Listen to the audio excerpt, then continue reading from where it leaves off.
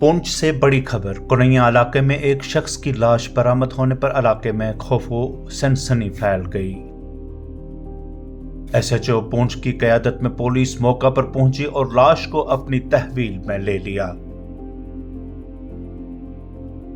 लाश की शिनाख्त ऋषु शर्मा वल्दे हरबंस लाल के तौर पर की गई है। वालिद के मुताबिक बेटा 3 रोज कब्ल लापता हुआ था।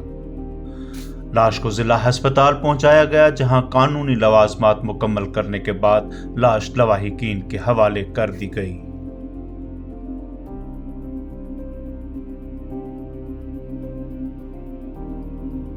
सरपंच हुई है कन्हैया लवर्स से।